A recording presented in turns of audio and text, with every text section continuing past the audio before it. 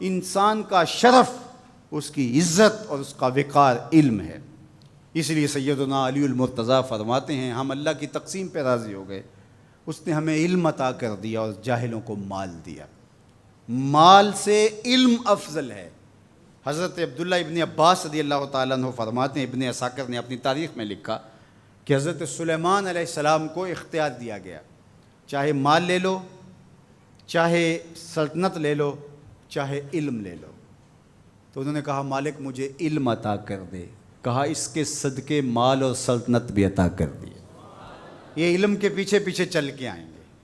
تو علم بنیاد ہے، علم شرف ہے انسانیت کا، علم وجہ عزت ہے۔ اس لیے علم حاصل کرنا یہ زندگی کی خوبصورتی ہے، اور ہم تو جس دین سے تعلق رکھتے ہیں اس دین کا آغاز ہی اقرا سے ہوتا ہے، اور ہمیں آخری سانس تک علم حاصل کرنے کی تلقین کی گئی۔ اطلب العلم من المہد الی اللحد، آپ ماں کی گود سے لے کر کے قبر کی آخری اینٹ تک علم حاصل کرتے رہیں، اور اس کے لیے سنگلاخ پہاڑوں کا سفر بھی کرنا پڑے، صعوبتیں بھی سہنی پڑیں۔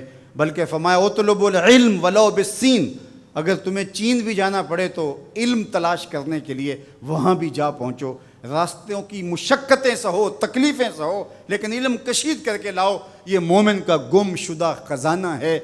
اگر کسی شخص کو ڈاکٹر یہ بتا دیں کہ تیری طبی صورتحال یہ بتا رہی ہے کہ تیرے پاس زندگی کی چند سانسیں باقی ہیں، آج ڈاکٹر کہہ دیتے ہیں کہ اس کی مریض کی خدمت کر لو، کینسر اس سٹیج پہ پہنچ گیا کہ اب بچنے کی کوئی امید باقی نہیں رہی، مریض کو بھی بتا دیا جاتا ہے کہ اب اللہ اللہ کر لو، رب کو راضی کر لو، اب زندگی بس مہمان ہے، چراغ سحر ہے، بجھا جا رہا ہوں، یہ معاملہ ہے تمہارا، تو اب بس اپنی آخرت کی فکر کرو۔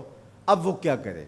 جسے پتہ چلے کہ میرے پاس 2 دن ہیں، 3 دن ہیں، 5 دن ہیں، 10 دن ہیں، ڈاکٹر اندازہ بتا دیتا ہے، حتمی علم تو اللہ کے پاس ہے، تو وہ کہے کہ تم بس جانے والے ہو، تو کیا کرے؟ وہ نمازیں پڑھنے لگ جائے، نوافل پڑھے، روزے رکھے، صدقہ و خیرات کرے، یہ سب کرنا چاہیے اس کو، لیکن علماء نے کہا کہ وہ علم حاصل کرنے لگ جائے تاکہ اس کی موت حالت طالب علمی میں آئے۔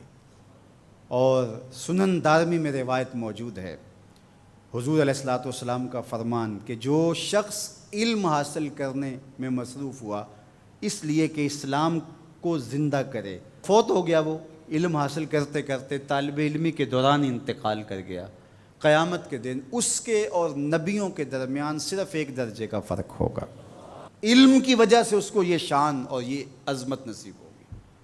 تمام علماء اس پہ متفق ہیں کہ علم عمل سے بہتر ہے، اس لیے کہ عمل صفت العبد ہے اور علم صفت اللہ ہے، صفت باری تعالیٰ ہے، صفت معبود ہے۔